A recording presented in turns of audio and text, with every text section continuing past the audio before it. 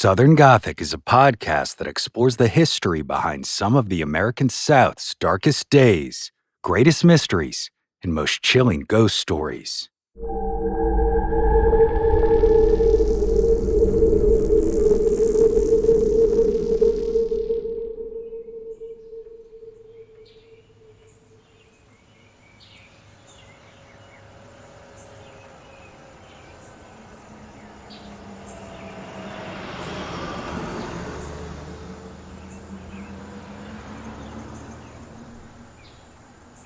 Head southwest out of Logan, West Virginia, and you'll end up on some awful windy roads through the beautiful and lush landscape of the Appalachian Mountains. This part of the country has a pretty storied past, deeply intertwined with the coal industry. But the picturesque views that can be seen during the daylight hours aren't quite the same at night. As according to local lore, folks traveling along this one old mining road deep in the mountains of Logan County have encountered the apparition of a lady in white. If you've been listening to Southern Gothic for a while now, or you've just consumed your fair share of horror movies and ghost stories, you're probably familiar with this pretty stereotypical type of spirit.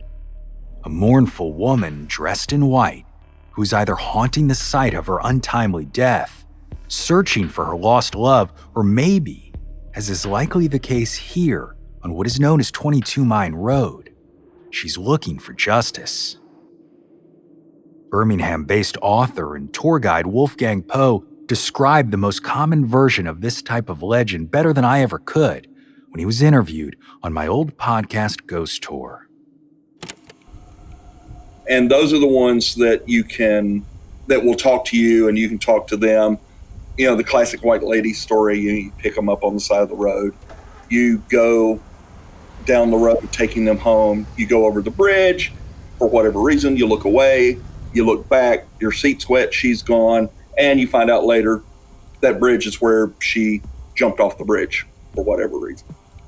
You know, that's the classic version of the story.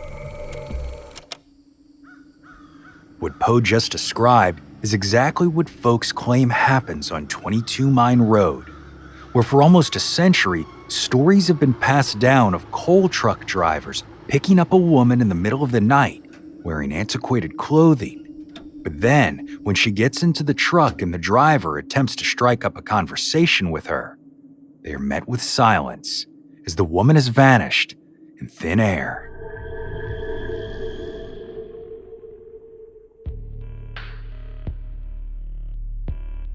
But this West Virginia legend doesn't just stop there.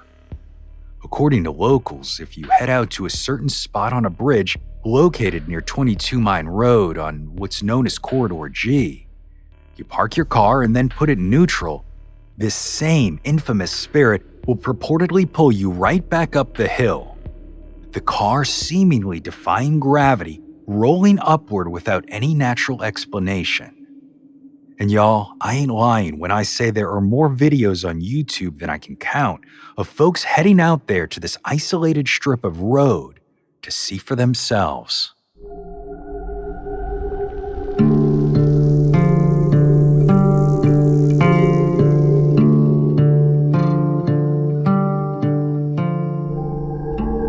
Of course, if you ask locals, they'll tell you exactly why this happens, as most claim that the spirit in question is a woman named Mamie Thurman, the victim of a horrific murder that remains unsolved after almost a century. And it's for this reason that people say her spirit pulls those cars back up the hill, as if she's urging folks to go back to where her slain body was found to help her find justice. My name is Brandon Scheck-Snyder, and you are listening to Southern Gothic.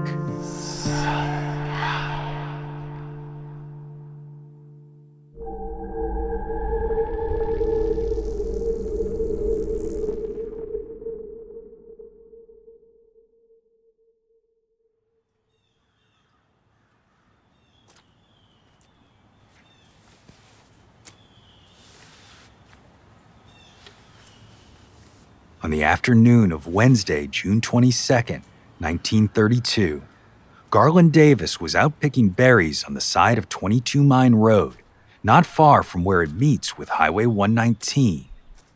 But to his surprise, as Davis crawled through a briar thicket, he found himself face to face with the dead body of a woman.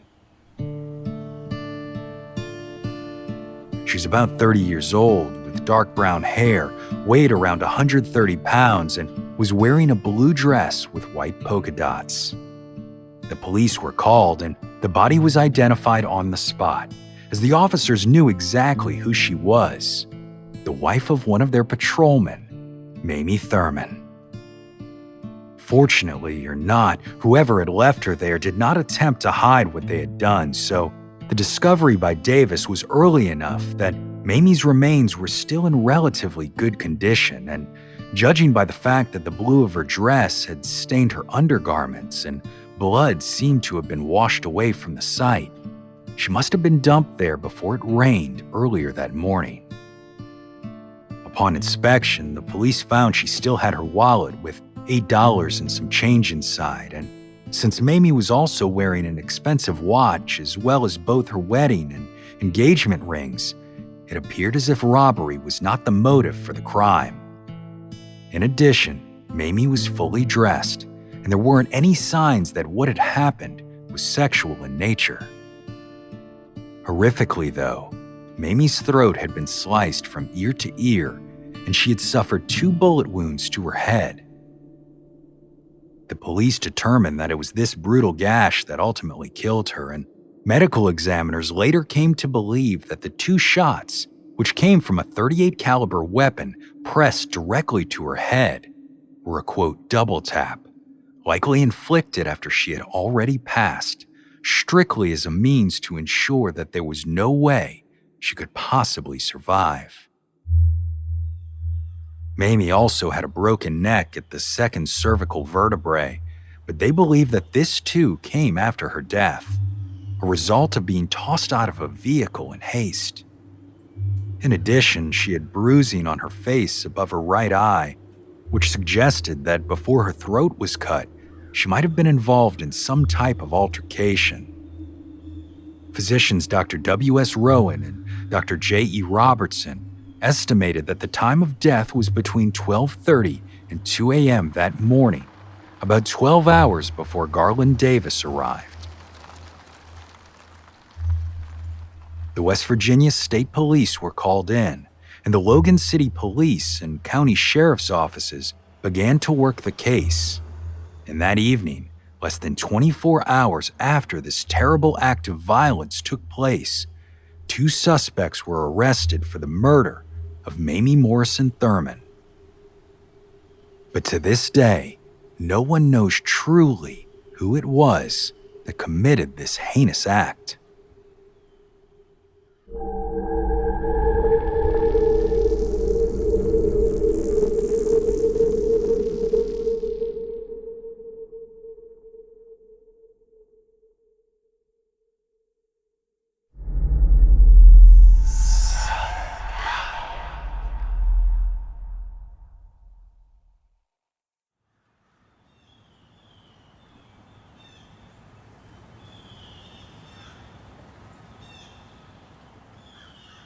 Mamie Thurman was born in 1900 in Kentucky to George A. Morrison and Ollie Reynolds.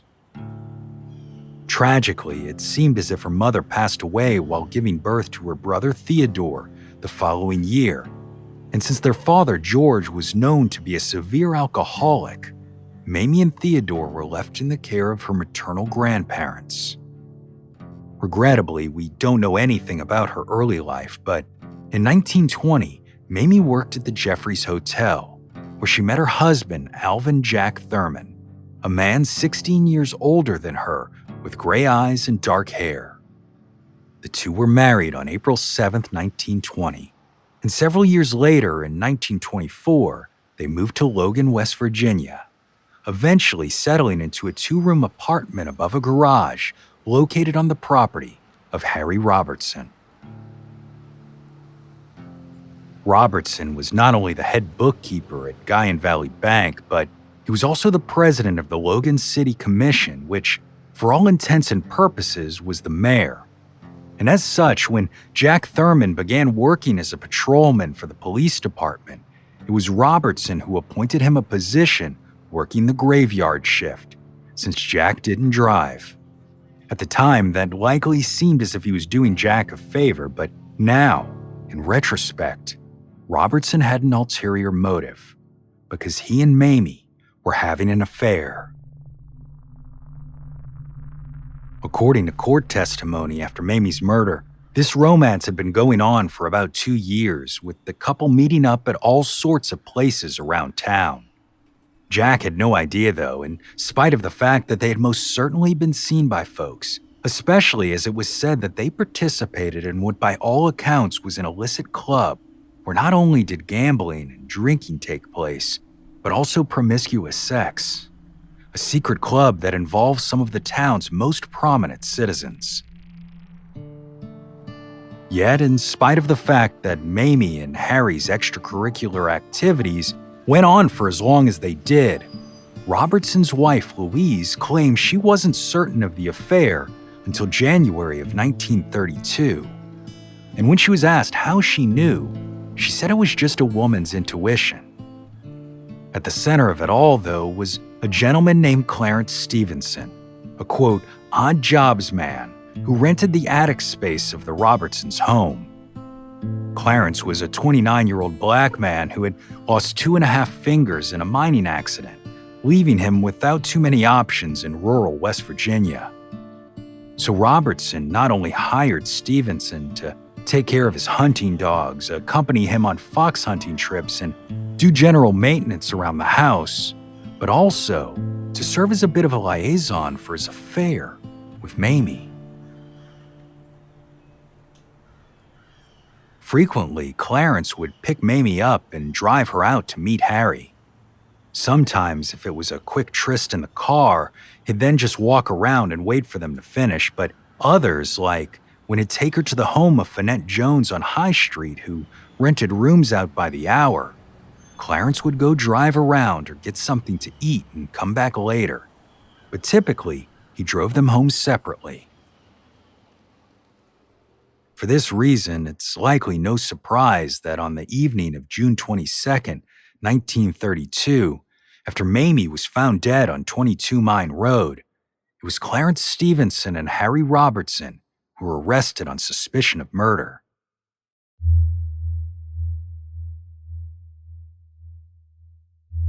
Emmett Skaggs, the assistant prosecutor, directed the questioning, which lasted all night and into the next morning. But both men stood fast in their claims that they were not involved. Stevenson was quoted in the paper saying specifically, "Well, if you hang me, you'll hang an innocent man. I didn't do it, and I don't know who did do it. If I were guilty, I'd tell you. I realize my position." But when the police searched the home of Harry and Louise Robertson, they found some pretty chilling evidence. Bloodstains and a depression in the wall of the basement that they surmised could have been caused by a bullet. They also found several guns in the house, one of which being a .38 caliber, but since no bullets were recovered where Mamie was found, it was impossible to say if this was the gun in question. They also found bloody rags in the Robertson home and bloodstains in their vehicle both on and under the floor mat, as well as on the front fender and on a window. It was later determined that this was human blood, but there wasn't enough to support the claim that Mamie was killed in their house or in the car, as it wasn't spray or spatter. Louise told the police that she last saw Mamie leave the house around 7:30 that evening and claimed that Harry was home by 9 o'clock that night and that the blood found in her home was probably just from when Clarence had suffered a nosebleed a few days before. Jack, on the other hand, was clueless as to what was going on. He told the police that he was at work from 6 p.m. to 6 a.m. that night and that he tried to call Mamie around 1 in the morning but didn't get an answer. Jack made it clear that he believed they were always on good terms and didn't think that the rumors were true. Mamie was a perfect wife to me, and I cannot realize that she would do such things as she's been accused of. Jack said he started to get worried when he got home that morning and realized their bed hadn't been slept in, so he asked if either Clarence or Harry had seen her, but both told him they hadn't. So Harry Robertson then accompanied Jack Thurman to look for his wife. It seemed, at least according to the police at the time, that neither Jack or Louise were involved in the crime. But as I said, Harry and Clarence were arrested later that day. Robertson was released on bail within hours on a $10,000 bond, but Stevenson was not, a pattern that continued throughout the proceedings that followed, as when they were brought before the magistrate, Clarence was in handcuffs while his employer was free. And then when it came time for indictments, guess who was indicted and who wasn't? The black odd jobs man, not the prominent citizen and bank executive. The subsequent trial wasn't much better, as not only were the charges based entirely on circumstantial evidence and eyewitness testimony, but the folks of Logan County had already made up their minds that Stevenson was guilty. Silence in the court. So accommodations were made and the trial was moved to another county to ensure his safety. In that trial, Harry Robertson testified that yes, he had an ongoing relationship with Mamie Thruman for several years, but he claimed that the last time he saw her was on Saturday when Stevenson had driven them down to Crooked Creek for about an hour. They had planned to meet again on Tuesday night, but he had to cancel. What he said that was truly baffling, though, was that at some point, for some unknown reason, Mamie had made a list of the names of 16 men that she'd had affairs with and gave it to him. Whether or not this list really existed is anybody's guess, as the names were never released to the public, but it's suspected that they were all members of that group who regularly met for what author F. Keith Davis described as, quote, a secret place for alcohol consumption, wife swapping, illegal gambling, and other nefarious acts. You see, at the time, Logan was in its heyday. Coal was king, and in spite of the economic situation in the rest of the country and even federal prohibition, the rich men over in Logan were making a killing and getting away with whatever they wanted. Robertson refused to say who was on the list, but it's certainly plausible that he just made the whole thing up, either as a bargaining chip for himself or to make Mamie appear like the, quote, vixen of Stratton Street, as one lawyer negatively stereotyped her. Aside from the circumstantial evidence, the main thing that prosecutors used against Clarence Stevenson was that several credible witnesses claimed to have seen him on 22 Mine Road in the early hours of the morning of Wednesday, June 22nd, the time in which Mamie's body had very likely been dumped. The most damning of these witnesses was Myrtle Brown, who said she saw Stevenson in the car on 22 Mine Road. Brown claimed that she was up there on the mountain with several men around 10 or 11 o'clock that Tuesday night. But when the men's behavior got a little sideways, she decided to get out of the car and walk down the mountain alone, testifying that she had huddled in some bushes so as not to be seen by a, quote, black man driving the sedan, but that she clearly saw him and there was a white woman with him in the car. She said she then heard 2 gunshots and saw the man get in and out of the vehicle before driving away.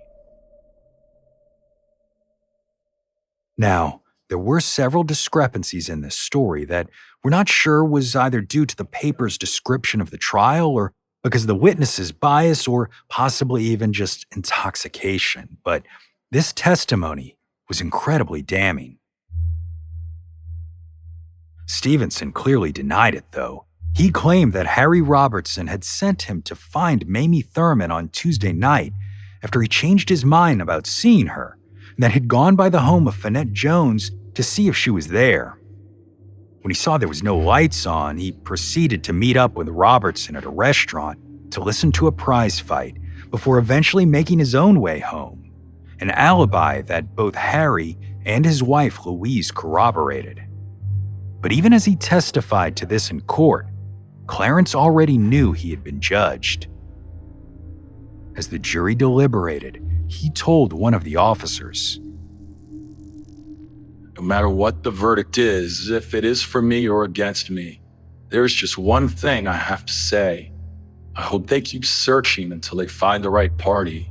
I don't believe whoever did it is here. I think they've left the county.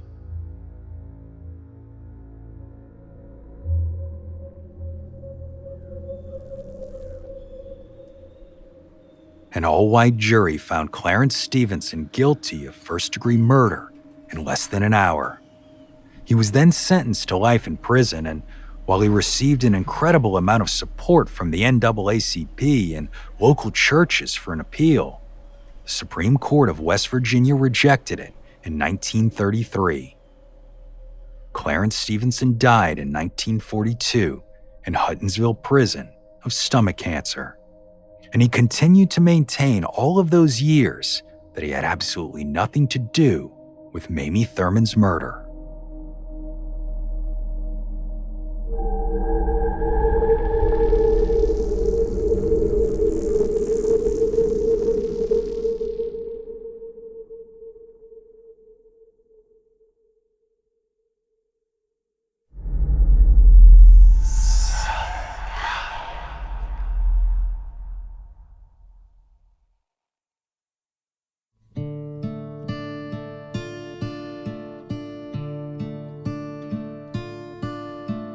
While Clarence Stevenson may have been found guilty of first-degree murder and sentenced to life in prison for the death of Mamie Thurman, most people still refer to this case as entirely unsolved, as many who've done research into this trial believe that Stevenson was actually set up as a fall guy, and even if he was somehow involved, it's doubtful that he did much more than the bidding of the folks with more sway than himself. After all, the physical evidence used to indict Stevenson also implicated Robertson as well, like the blood in his house and vehicle, as well as the .38 caliber weapon. On top of that, Louise Robertson testified that her husband was home in bed by 11 p.m. on that fateful night, giving him an alibi that the court accepted. But they didn't accept that she also said Clarence was home at the same time, too. It's also important to note that neither Louise nor Harry ever implicated Clarence Stevenson, nor did they accuse him or otherwise defame him in any way in their testimonies. So who was it that murdered Mamie Thurman?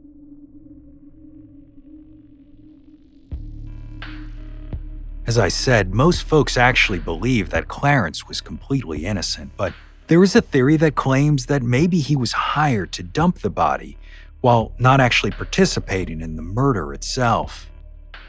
Another cites jealousy as a motive in the case and claims that it may have been Louise Robertson who either killed Mamie in a jealous rage and had Clarence take care of it, or that Louise might have hired someone else to commit the crime altogether.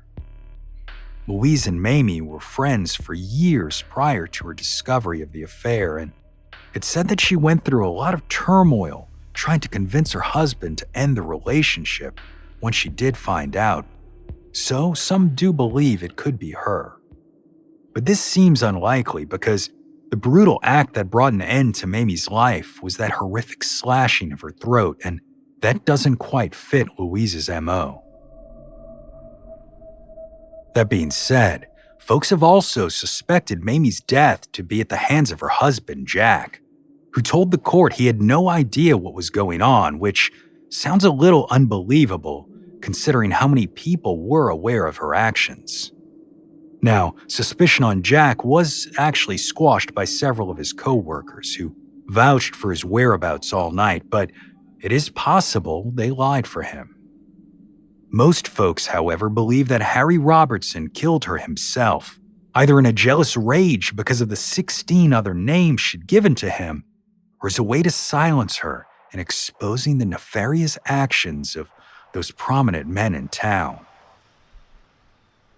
But the most disturbing theory of all is that the individual who killed her never made it into the police's crosshairs, and that Mamie's death might have had more to do with the corruption taking place in Logan than anything else.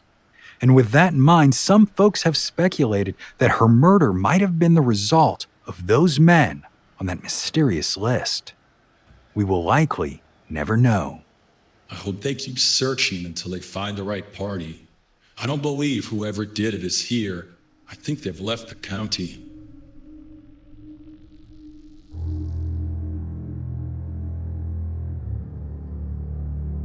But it's for this reason that legend claims Mamie Thurman's spirit has not rested even after all of these years.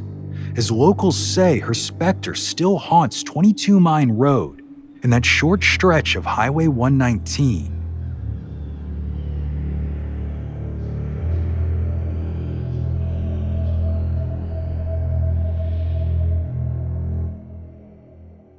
Author F. Keith Davis described the mysterious specter in his book, The Secret Life and Brutal Death of Mamie Thurman.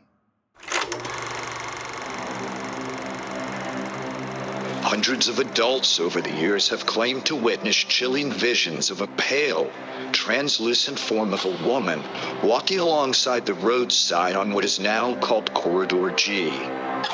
Others report unsettling human screams coming from the direction of Trace Mountain. There are many who still claim to have talked with the poltergeist. In most cases, it was described as sorrowful and tormented. Of course, we already told you that the most infamous tales of folks coming into contact with Mamie's apparition are the coal truck drivers who purportedly picked up a woman in white hitchhiking on the side of the road who, quote, unexplainably vanishes before she reaches her destination. Now, as I mentioned earlier, this is a pretty typical type of haunting, the lady in white, but it isn't the one that attracts folks out to 22 Mine Road the most and truly put it on the map of haunted locations. That would be the urban legend that says Mamie's spirit will push cars parked at the foot of the hill back uphill in an attempt to convince the driver to go search for some answer that will help bring her justice. Like I said, there are a ton of YouTube videos of people doing this, but unfortunately, in this case, I'm going to be a skeptic. Because this type of phenomenon has been debunked in a number of other locations, and I've even talked about one down in Florida before called Spook Hill. I did that in one of our Halloween campfire tales. As I mentioned, Spook Hill is what folks call a gravity hill, a type of location that can be found all over the world. These sites are often steeped in folklore, and why wouldn't they be? But in reality, they're nothing more than a trick on human perception, because they all have an obstructed view of the horizon, so it's difficult for a person to judge the slope in front of them. So, as I said, it might seem like your car is going backwards uphill, but the reality is that spot on those winding Appalachian roads is just playing a trick on your perception. Although, I can't say the same for the lady in white.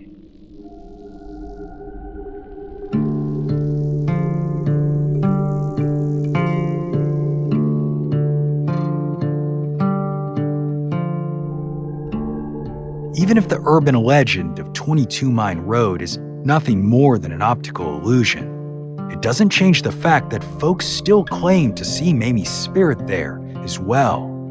And for a case that was supposedly solved, this local lore has done an incredible service to the memory of Mamie Thurman, keeping the mystery alive after almost a century, maintaining a small glimmer of hope that maybe, one day, justice will be found. My name is Brandon Schexnayder, and you are listening to Southern Gothic.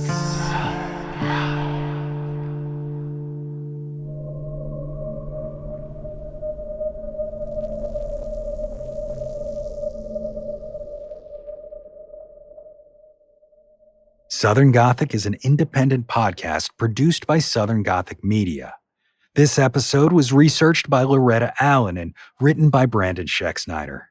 If you're a fan of the show, consider becoming a supporter over on Patreon or signing up for one of our premium services that give you ad-free versions available on all your favorite apps. Just visit southerngothicmedia.com/listen for links.